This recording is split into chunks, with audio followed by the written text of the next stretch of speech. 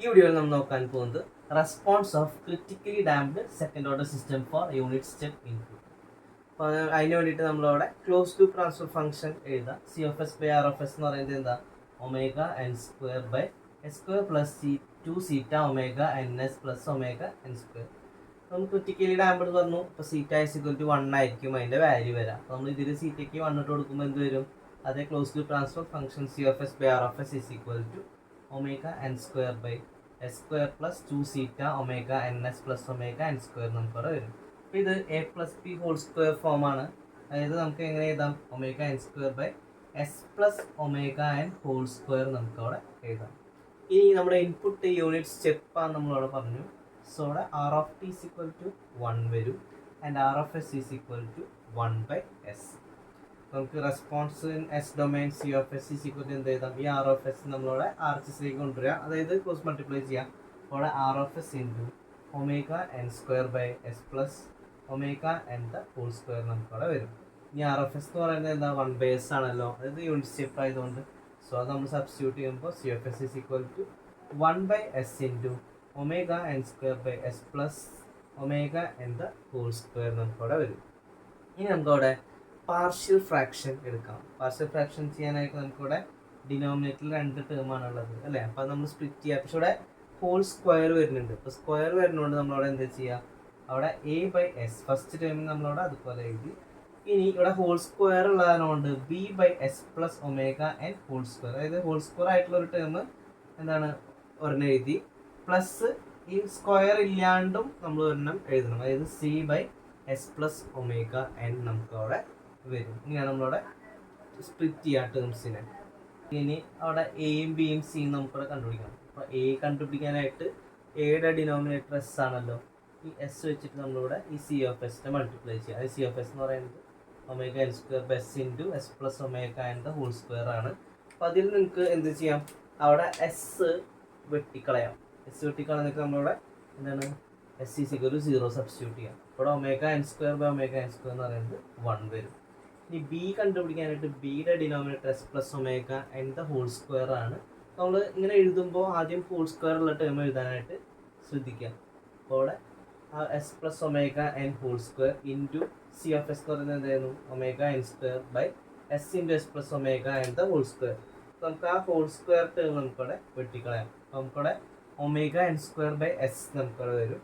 എന്നിട്ട് ഈ S plus omega N ഉണ്ടല്ലോ, നമ്മൾ 0 ആയിട്ട് ഇക്വേറ്റ് ചെയ്യാം. ഇവിടെ എസ് ഈസ് ഈക്വൽ ടു, അതായത് ഡിനോമിനേറ്ററിലുള്ള ഈ ടേം സ്ക്വയർ കൺസിഡർ ചെയ്യേണ്ട. അപ്പോൾ നമുക്ക് എന്ത് വരും? S is equal to minus omega N നമുക്കവിടെ വരും. ആ വാല്യൂ ആണ് നമ്മളിവിടെ സബ്സ്റ്റിറ്റ്യൂട്ട് ചെയ്യുന്നത്. S is equal to minus omega N. ഇവിടെ സബ്സ്റ്റിറ്റ്യൂട്ട് ചെയ്യുമ്പോൾ omega N square by minus omega N വരും. അപ്പോൾ നമുക്കത് സ്ക്വയർ ഒരു ടേം അവിടെ വെട്ടിപ്പോകും. അപ്പോൾ അവിടെ എന്ത് വരും? മൈനസ് ഒമേഗ എൻ നമുക്കവിടെ വരും.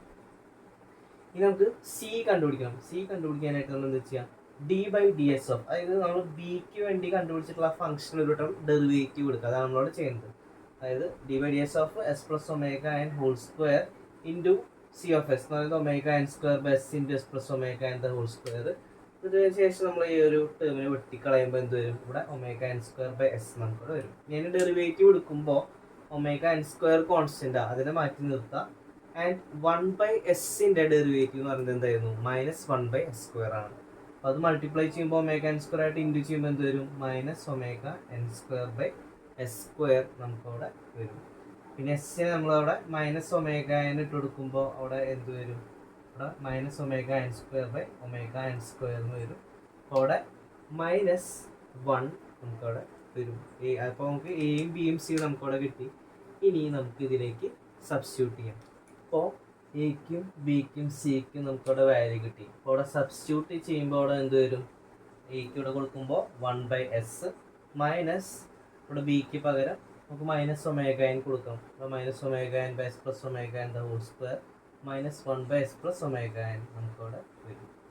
ഇനി നമുക്കവിടെ ഇൻവേഴ്സ് ലാപ്ലേസ് എടുക്കാം. ഇൻവേഴ്സ് ലാപ്ലേസ് എടുക്കുമ്പോൾ നമുക്ക് എന്താണ്? L inverse of 1 by S minus ഇവിടെ ഒമേഗ എന്ന് പറയുന്നത് കോൺസ്റ്റന്റ്. അപ്പോൾ നമ്മൾ അതിനെ മാറ്റി നിർത്താം.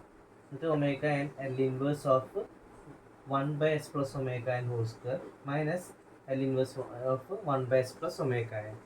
അപ്പോൾ ഇവിടെ നമുക്ക് ഒരു ഇക്വേഷൻ ഉണ്ട്. ആ ഇക്വേഷൻ്റെ ഫോമിലേക്ക് ആക്കാൻ വേണ്ടിയിട്ടാണ് അവിടെ ആ കോൺസ്റ്റന്റ് ഒമേഗ നമ്മളോട് മാറ്റി നിർത്തിയത്. അതായത് L inverse of 1/s+a the whole square എന്ന് പറയുന്നത് എന്തായിരുന്നു, t e⁻⁻at ആണ്. അതായത് ഇവിടെ a വരുമ്പോൾ നമുക്ക് എന്ത് വരും, e⁻⁻at വരും. ആൻഡ് സ്ക്വയർ വരുമ്പോൾ നമുക്കിവിടെ എന്താ ഇൻറ്റു ടി കൂടി വരും. അപ്പം അതേ ഫോമിലാണ് നമുക്കിവിടെ കിടക്കുന്നത്. ഇവിടെ എക്ക് പകരമാണ് അവിടെ ഒമേഗ വരുന്നത്. ആൻഡ് ഇവിടെ ഈ ഒരു ടേമിൽ 1/s+a, അതിൽ എക്ക് പകരമാണ് ഇവിടെ ഒമേഗ വരുന്നത്. അപ്പോൾ ഇവിടെ ഇൻവേഴ്സ് ലാപ്ലേസ് എടുക്കുമ്പോൾ നമുക്ക് എങ്ങനെ വരും, 1/s-ന്റെ 1 ആണ്. ആൻഡ് ഒമേഗ n ഇൻറ്റു ഇതിനെ ഇൻവേഴ്സ് ലാപ്ലേസ് എടുക്കുമ്പോൾ എന്ത് വരും, ടി ഇൻറ്റു e⁻ക്ക് പകരം ഇവിടെ ഒമേഗ എന്ന് പറയുമ്പോൾ e⁻⁻ എന്ന് വരും. മൈനസ് ഇവിടെ ഇൻവേഴ്സ് ലാപ്ലേസ് എടുക്കുമ്പോൾ ഇവിടെ ഏടെ സ്ഥാനത്ത് തന്നെ ഒമേഗ വരുന്നത്. അപ്പോൾ e⁻⁻ നമുക്കവിടെ വരും. ഇവിടെ e⁻⁻ രണ്ട് ടേമിലുണ്ട്. അപ്പോൾ അത് കോമൺ ആയിട്ട് എടുക്കുമ്പോൾ എന്ത് വരും, 1 - e⁻⁻ ഇൻറ്റു ωnt+1 നമുക്കവിടെ വരും. ഇതാണ് ക്രിട്ടിക്കലി ഡാംപ്ഡ് സിസ്റ്റത്തിൻ്റെ റെസ്പോൺസ് എന്ന് പറയുന്നത് when input is unit step. ഇപ്പോൾ നമ്മൾ റെസ്പോൺസ് എന്ന് പറയുന്നത് ക്രിട്ടിക്കലി ഡാംപ്ഡ് സിസ്റ്റത്തിന് എന്തായിരുന്നു, C(t) = 1 - e⁻⁻ ഇൻറ്റു ωnt+1 ആണ് നമുക്കവിടെ വരുന്നത് അല്ലേ. അപ്പോൾ ഇവിടെ യൂണിറ്റ് സ്റ്റെപ്പ് ഇൻപുട്ടാണ് നമുക്ക് കൊടുക്കുന്ന ഇൻപുട്ട് പറയുന്നത്. അപ്പോൾ അവിടെ യൂണിറ്റ് സ്റ്റെപ്പ് ഇൻപുട്ട് കാണിച്ചു. ഇനി അതിൻ്റെ റെസ്പോൺസ് എന്ന് പറയുന്നതാണ് ഇവിടെ C(t) എന്ന് പറയുന്നത്. അപ്പോൾ ഈ റെസ്പോൺസ് എന്ന് പറയുമ്പോൾ ഇവിടെ e⁻⁻ വരുന്നുണ്ട് അല്ലേ. അപ്പോൾ ഈ ഒരു ടേം 0 ആവുമ്പോൾ നമുക്ക് എന്താവും, അവിടെ ആ ഫൈനൽ വാല്യൂയിലേക്ക് അവിടെ എത്തും.